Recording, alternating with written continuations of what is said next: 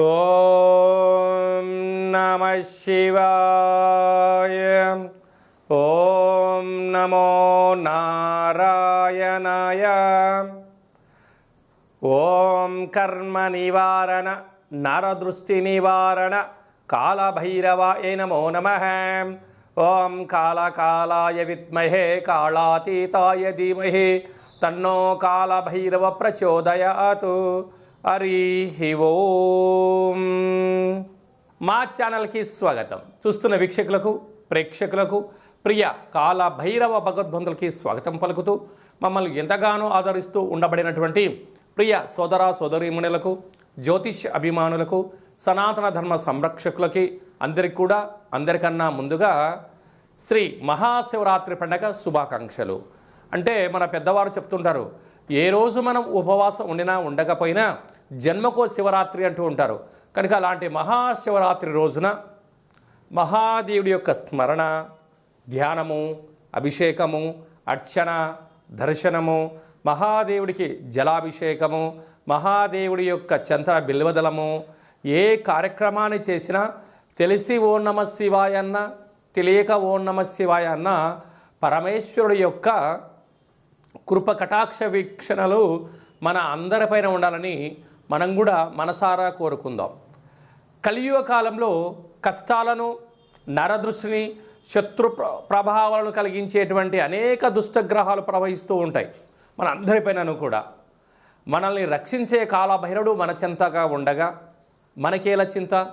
కనుక ఈ మాఘమాసంలో సంపూర్ణమైనటువంటి అసితాంగ కాళభైరవ స్వామికి స్మరణ చేత బ్రహ్మ మనకి ఏదైతే లలాట స్థానంలో రాశాడో వాటిని సంపూర్ణంగా కష్టాలను తొలగించుకొని ఐశ్వర్యప్రదాతమైనటువంటి సువర్ణ అధ్యాయానికి స్వాగతం పలకాలని మనం కూడా మనసారా కోరుకుందాం.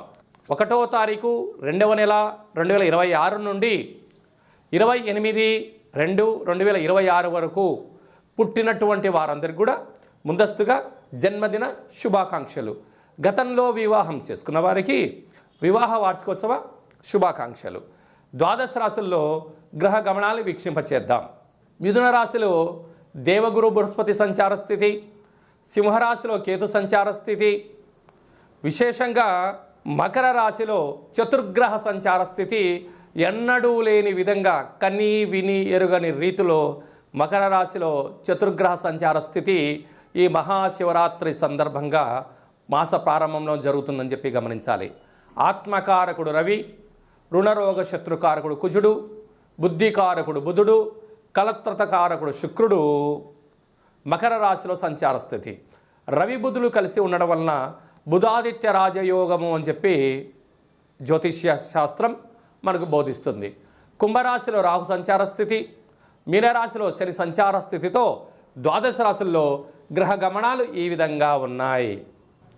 కన్యరాశి వారికి వ్యయంలో కేతు సంచార స్థితి, పంచమ స్థానంలో ఎన్నడూ లేనటువంటి విధంగా చతుర్గ్రహ సంచార స్థితి ఉండగా వచ్చినటువంటి మాఘ పూర్ణిమ సందర్భంగా అజ్ఞానాన్ని ఎలా తొలగించుకోవాలి, ఆదర్శప్రాయమైన జీవితాన్ని ఎలా పొందాలి, ఉండబడిన వాటితో ఎలా తృప్తి చెందాలి, అపార కుబేర సంపన్నులు కావాలంటే ఏం చేయాలో ఈ వీడియోలో సవివరంగా సంపూర్ణంగా తెలుసుకుందాం.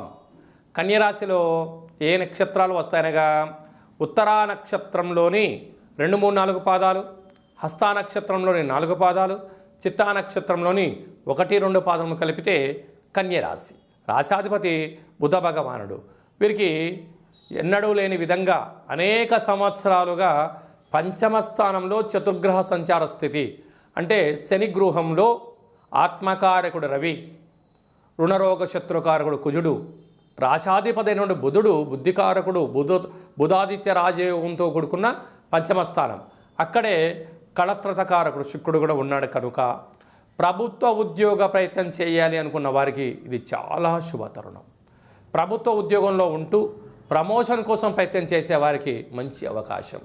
అలాగనే పోలీస్ శాఖ, రక్షణ శాఖ, న్యాయశాఖ, జలాంతర్గామి అంటే ఎయిర్షిప్లలో పనిచేసేటువంటి వారు, అంటే ఎయిర్ ఇండియాలో అంటే ఆకాశ గగనతలంలో పనిచేసేటువంటి వారు, లేదా నీటిలో చేపల ఉత్పత్తులు, ఆహార ఉత్పత్తులు, నీటితో కూడుకున్న ఉద్యోగాలు, ప్రభుత్వపు యొక్క సేవలు, హోటల్ వ్యాపారస్తులు, మినరల్ వాటర్ బిజినెస్లు, ఆహార ఉత్పత్తులు, సంపూర్ణమైనటువంటి పచ్చళ్ళు, దీర్ఘకాలిక ఆహార ఉత్పత్తులు చేసేంతవరకు ప్రభుత్వం యొక్క అనుమతులు రావడం, మరో అవకాశంతో ఉన్నతమైనటువంటి జీవనాన్ని పొందే పరిస్థితి అధికంగా ఉంటుంది. 6వ స్థానంలో రాహు సంచార స్థితి ఉండడం వలన ఈ యొక్క కన్యరాశి వారికి శత్రువులు ఎక్కడో ఉండరు, ఇంట్లోనే ఉంటారు. బంధుమిత్రుల రూపంలో ముసుగేసుకొని తిరుగుతూ ఉంటారు. మీరు పొగడ్తలకు వెళ్ళారా, అప్పులు ఇచ్చారా, మీరు ఎక్కడికి ఎక్కాలి? కోర్టు మెట్లకు ఎక్కే పరిస్థితి ఉంటుంది.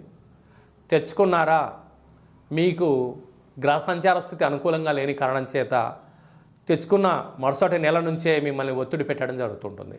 స్థిరచరాస్తులను పోగొట్టుకునే పరిస్థితి చాలా అధికంగా ఉంటుంది. తస్మాత్ జాగ్రత్త అని చెప్పి జ్యోతిర్విజ్ఞానం తెలియజేస్తుంది. 7వ స్థానంలో శని భగవానుడు జలరాశిలో సంచారం చేయడం వలన ప్రేమికులు చాలా జాగ్రత్తగా ఉండాలి. భార్యాభర్తల మధ్య అన్యోన్యత అవసరం. వృత్తులు, ఉద్యోగాలు, వ్యాపారాలు, పెట్టుబడులు, పార్ట్నర్షిప్ వ్యవహార కార్యక్రమాలకు జోలికి వెళ్ళకపోవడమే ఉత్తమోత్తంగా ఉండగలగాలి. రాజ్యస్థానంలో దేవగురు బృహస్పతి సంచారం చేయడం వలన పదోన్నతి, అవకాశాలు, తల్లిదండ్రులు, గురువులు, ఆధ్యాత్మిక చింతన, సత్ప్రవర్తన వలన ఉన్నతమైన జీవితాన్ని పొందడానికి మానవ ప్రయత్నంతో పాటు ఆధ్యాత్మికమైన ప్రయాణం అవసరమని చెప్పి కూడా గుర్తుపెట్టుకోగలగాలి. అదే కాకుండా వ్యయంలో జ్ఞానకారకుడు, మోక్షకారకుడు, అష్టమగ్రహకారకుడు ఉండడం వలన సంచిత కర్మ, ప్రారబ్ధ కర్మ, ఆగమిక కర్మలన్నీను కూడా మీకు ఒకటొకటిగా బయటపడుతూ ఉంటాయి. కనుక ఏకో నారాయణ అనే పరిస్థితి కాకుండా మౌనం, ధ్యానం, సత్ప్రవర్తన, ఒక లక్ష్యం వైపు ప్రయాణం చేయడం, తెలిస్తేనే ప్రయాణం చేయడం, తెలియకపోతే తెలుసుకొని ప్రయాణం చేయడం, తల్లిదండ్రుల మాట, గురువుల మాట, ఆధ్యాత్మిక చింతన, తీర్థయాత్రలు, నదీ స్నానంతో మీకు జ్ఞానం కలుగుతుంది. సకల కర్మలు తొలగించుకునేడానికి అవకాశం కలుగుతుంది. అందుకే బ్రహ్మ రాసిన వ్రాతను తొలగింపజేసే శక్తి అసితాంగ కాలభైరవుడికి ఉంటుంది. కనుక పూర్ణిమ తిథి ఎందున గృహంలో కూష్మాండ దీపం చాలా అవసరం. అదే కాకుండా మాఘ పూర్ణిమ సందర్భంగా తెల్ల జిల్లెడు వృక్షం దగ్గర నీలం రంగు కలిగినటువంటి పుష్పాలతో అర్చన, పెసరపప్పుతో నైవేద్యాన్ని ఏర్పాటు చేయడము, ఒక 27 ప్రదక్షిణలు చేయడం చాలా ఆవశ్యకత. శక్తి కలిగింది, అవకాశం ఉంది, ఆ తెల్ల జిల్లెడి యొక్క వేరును తీసుకొచ్చి సింధూరం పూసుకొని గృహంలో ఉంచుకోవడం యోగదాయకం.